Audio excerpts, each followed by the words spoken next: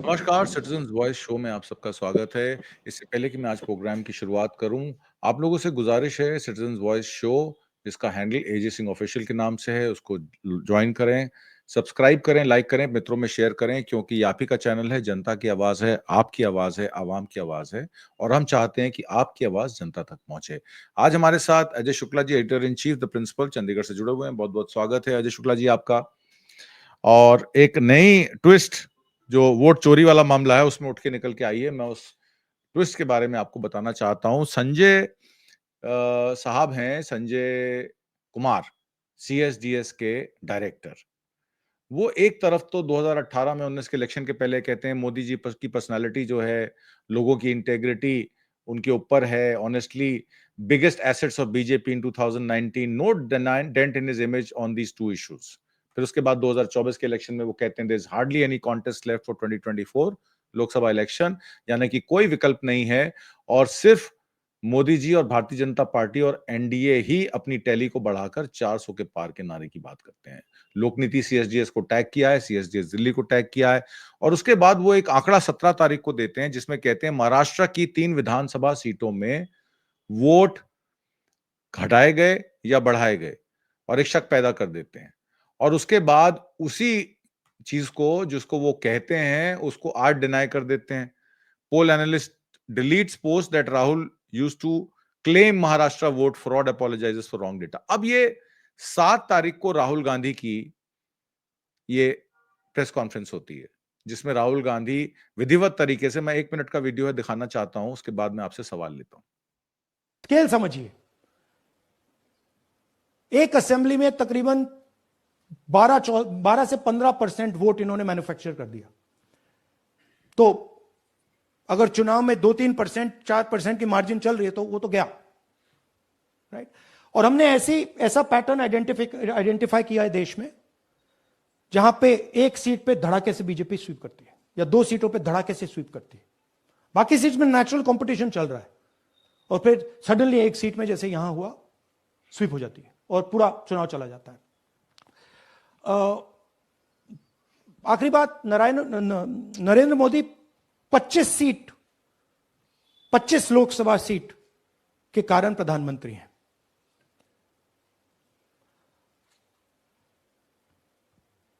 हमें election commission यह data इसलिए नहीं दे रहा है क्योंकि अगर हमने जो यहां महादपुरा में किया, अगर हम इसे बाकी लोकसभाओं में करा देंगे तो देश की डेमोक्रेसी की, लोकतंत्र का किस ये क्लियरली माधेपुरा की बात हो रही थी, कर्नाटका में एक असेंबली कॉन्स्टिट्यूंसी की।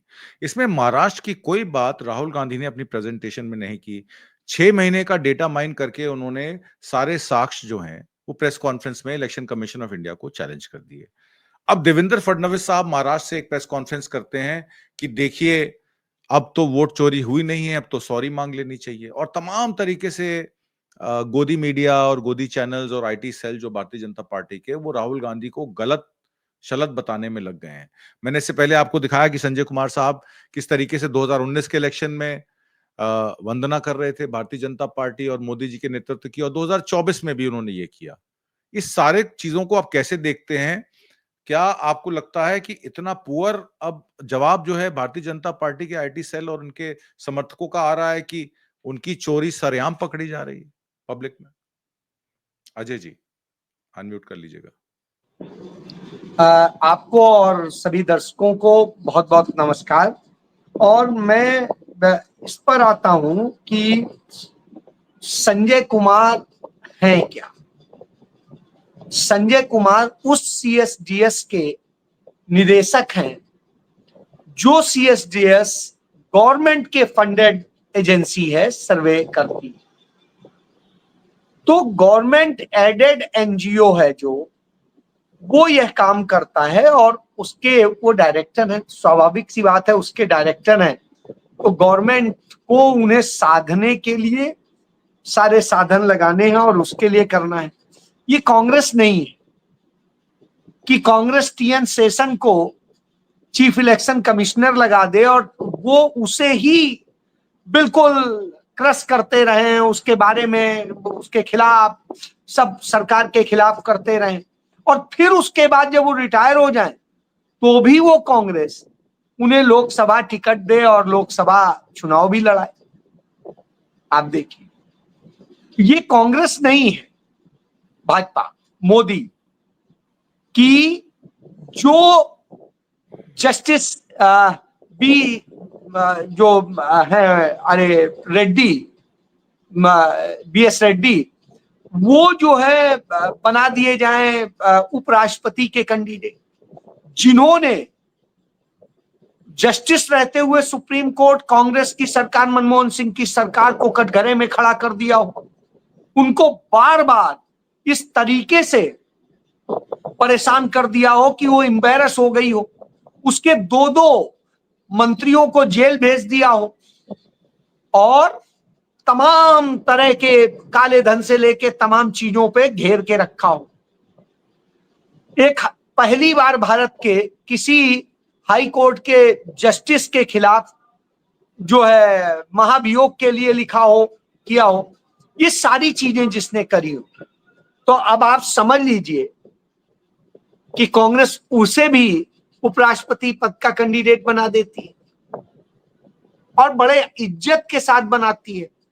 इस तरह नहीं भाजपा की तरह कि CP राधाकृष्णन कहें मेरे ऑनरेबल और बिलव्ड और रिस्पेक्टेड, सब इस्तेमाल करते हुए मोदी को भी, शाह को भी, नड्डा को भी, बीजेपी को भी, सबको वैसे ही जैसे सावरकर लिखता था, ओबीडिएंट सर्वेंट। अजय जी, एक चीज और ऐड जी। करना चाहता हूं मैं आप ही की बात में। ये देखिए, इन्हीं का बयान है, Tamil Nadu was created by the British not Tamilians. ये महाराष्ट्र के गवर्नर राधाकृष्णन जी ने कहा है ऑन रिकॉर्ड। मैं दिखा रहा हूं आपको। मैं यही कह रहा हूं कि जो व्यक्ति भारत के खिलाफ और अंग्रेजों के पक्ष में बोल रहा हो, जो तमिलियन हो करके तमिलियंस के खिलाफ बोल रहा हो और कहानी कुछ और बता रहा हो, जिसने आज तक एक भी सेवा का कार्य ना किया हो, जो कहीं पर भी कोई उसकी हिस्ट्री उठा के देख लीजिए, RSS में था, भाजपा का अध्यक्ष वहां का बन गया, फिर वहां से 2 बार सांसद बन गया, और उसके बाद में उस दौर में बना जिस दौर में पूरी भीड़ थी कारगिल का और दूसरी सारी सब पूरी होती, और उसके बाद में सदैव चुनाव हारा। चुनाव हारने के बाद में कभी उधर को देखा नहीं। राज्यपाल बना तो राज्यपाल पद की गरिमा गिराई और अपने राजभवन में बुला के मुख्यमंत्री को बैठाया और ED को बुलवा के गिरफ्तार करवा दिया। इसी तरीके से तमाम सारे अवैधानिक कार्य जिसने किए हों, ऐसे व्यक्ति को वो बनाएंगे। तो दोनों का अंतर ये, बहरहाल ये इसलिए मैं गिना रहा था क्योंकि संजय कुमार बगैर उनकी कृपा के तो नहीं होंगे। अब आप एक बात, मैं कहता हूं राहुल गांधी ने इसी डेटा पे यदि की होती प्रेस कॉन्फ्रेंस, इसी पे मान ली, तो राहुल गांधी के वो ओन डेटा होते, वो डेटा संजय कुमार के तो नहीं हो सकते थे, क्योंकि राहुल गांधी ने 7 अगस्त को प्रेस कॉन्फ्रेंस की और संजय ने उसे 17 अगस्त और 18 अगस्त को किया, पोस्ट किया।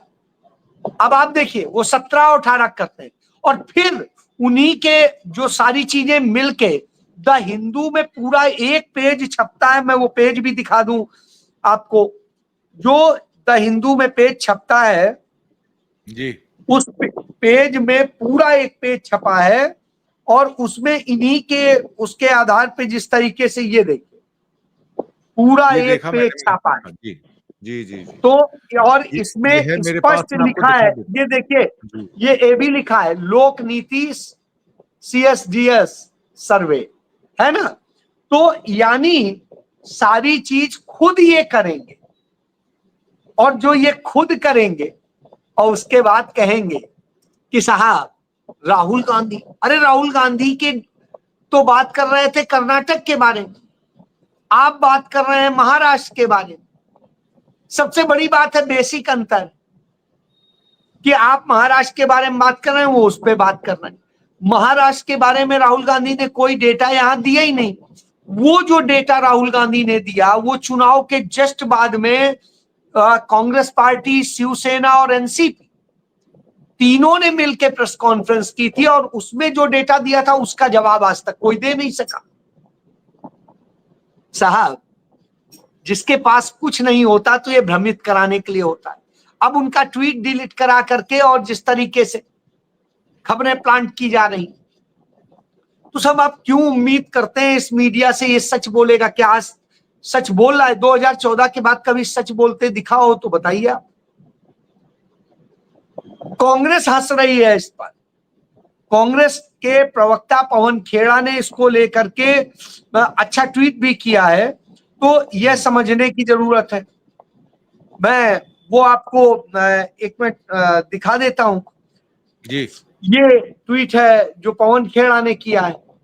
उन्होंने कहा this is called to straws. ये हाँ, clutching straws the BJP ecosystem knows party that they have been touch red handed include. जब ये इसका हिंदी अनुवादन ये होता है, डूबते को तिनके का सहारा, क्लचिंग द स्ट्रॉ। मैं वही कह रहा हूँ।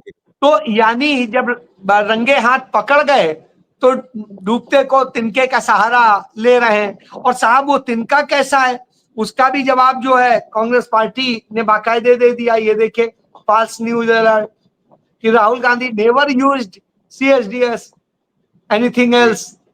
तो आप देखिए साफ साफ बिल्कुल है। लेकिन क्या है ना, इन्हें जो एजेंडा चलाना है उस एजेंडे के लिए तो समस्या यहां है। ये असल में एजेंडा अब इनका कुछ चल नहीं रहा। बिहार में पूरी जनता राहुल गांधी के लिए पागल है। तो अब कैसे भ्रमित कराया जाए, अखबारों में झूठ छपवाया जाए, सब कुछ किया जाए और पूरे देश में झूठ फैलाया जाए, इसके लिए ये सब किया गया जानबूझ के। ये जो वो कहते हैं ना अमित शाह क्रोनोलॉजी, तो ये क्रोनोलॉजी कि पहले हमने उससे ट्वीट कराया, फिर डिलीट कराया और फिर अब ये प्रसार कराया जाएगा कि नहीं नहीं ये तो देखो ऐसे नहीं ऐसे लगेगा, अरे वाह।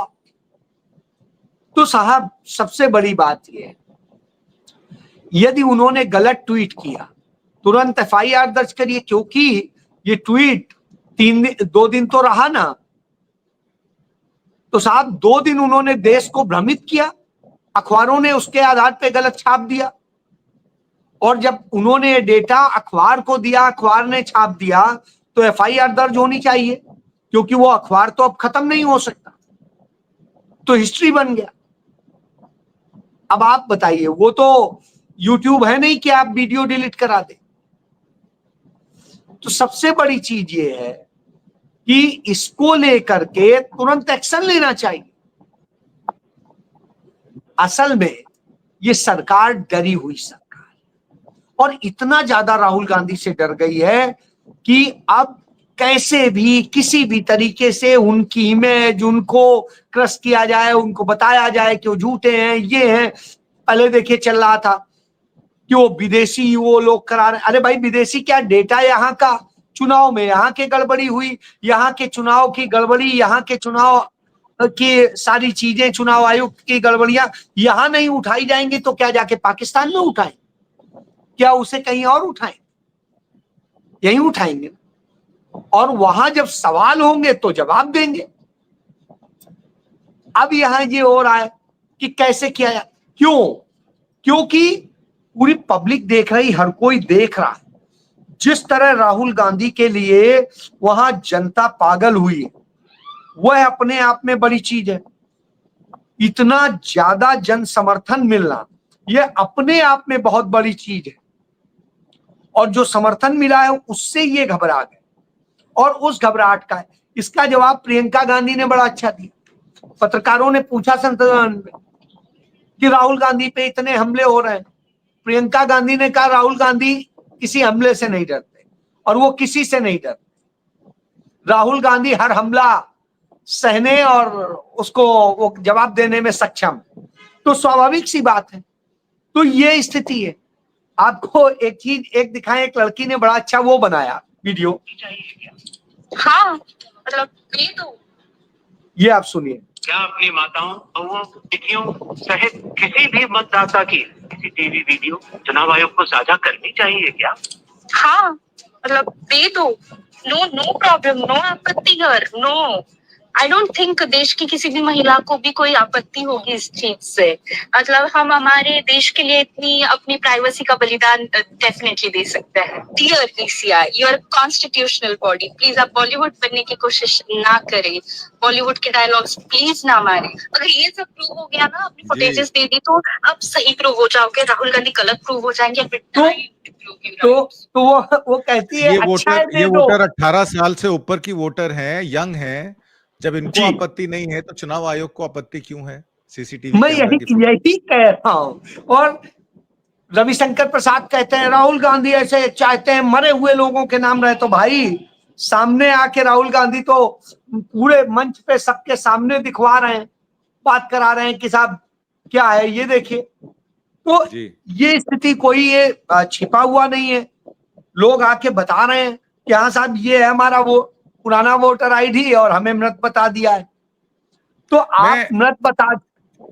मैं एक इम्पोर्टेंट सवाल आपसे पूछना चाहता हूं क्योंकि आपको भी निकलना है। आज ज्ञानेश कुमार की प्राइवेसी ग्रोक ने भंग कर दी, पूरे परिवार की डिटेल सार्वजनिक कर दी। कल भी हमारे पास ये डिटेल थी, मैंने जान के इस बात का जिक्र नहीं किया। आज तो ग्रोक में ओपनली भारत के मुख्य चुनाव आयुक्त ज्ञानेश कुमार गुप्ता, उनकी बेटी नोएडा में यूपी में डीएम है, दामाद सहारनपुर यूपी के डीएम है, दूसरी बेटी deputy director IRS Srinagar Jammu Kashmir, उनके दूसरे दामाद श्रीनगर जम्मू कश्मीर के डीएम, बाकी का गुणा भाग पब्लिक कर सकती है। मेरा सवाल आपसे ये है, अब तो आपने कहा कोई फॉरेन एजेंसी बताएगी, तो ग्रोक ने भी इसको कंफर्म कर दिया। आगरा में उनके घर पर कुछ उपद्रवी भी बताए गए। हाँ बिल्कुल, कांग्रेस ने बहुत अच्छा प्रदर्शन किया है वहां पर है, यदि आपने देखा हो। और जितना अच्छे साहस के साथ में मैं बधाई देता हूं वहां के कांग्रेसियों को। आप तो आगरा में रहे हैं, आगरा आप रहे इतने साल। आप ये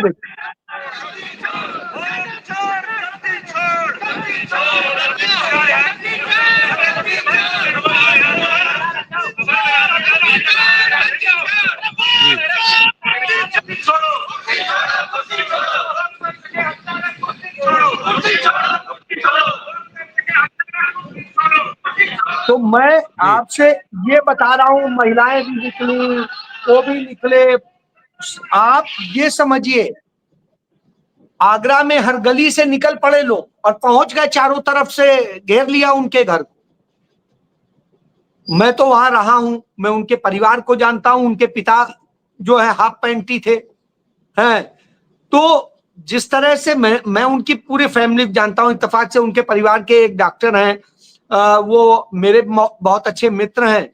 मुझे सदैव मेडिसिन के एचओडी थे वहां के मेडिकल कॉलेज में, दवा देते रहे। और ये एक उनके रिश्तेदार हैं विष्णु गुप्ता, वो झारखंड में चीफ सेक्रेटरी रैंक से रिटायर हुए हैं।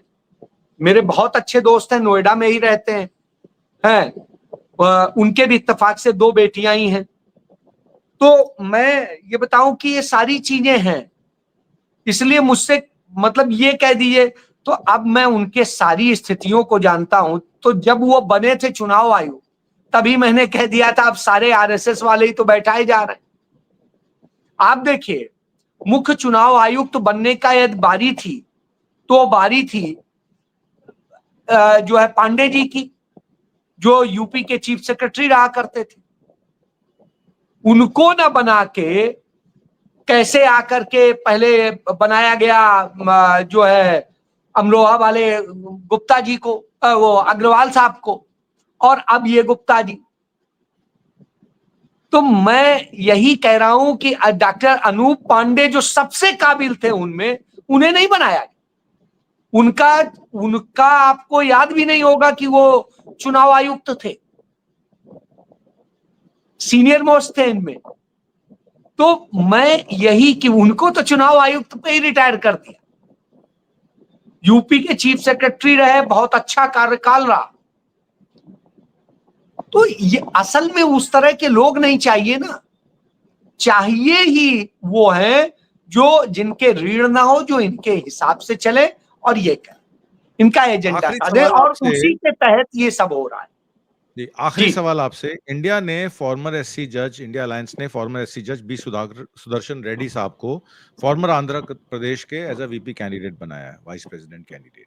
अब जगन वाईएसआर ने समर्थन बताया कि एनडीए के लिए उन्होंने कहा कि वाईएसआर सीपी का आप नाम लिख लीजिए। नड्डा साहब ने कहा ना, हम तमाम अपोजिशन पार्टी से बात करेंगे।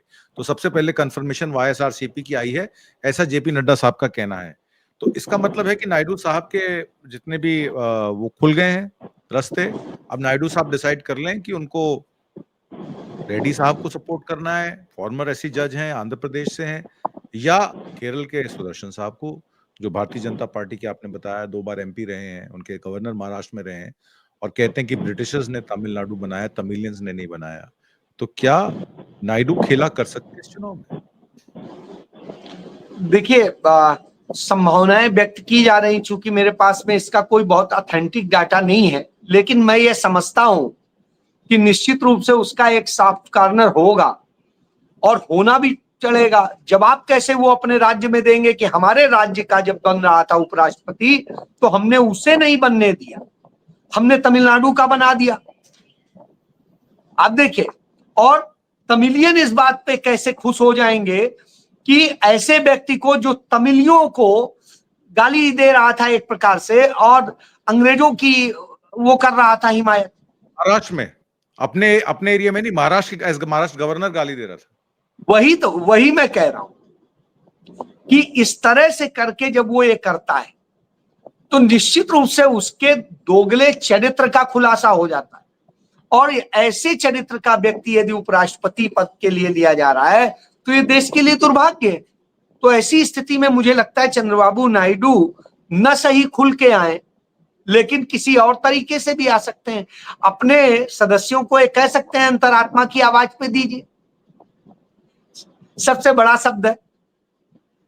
और उपराष्ट्रपति के चुनाव में बहुत सारी संभावनाएं होती हैं, जो नंबर 2 का वोट होता है वो भी काउंट होता है।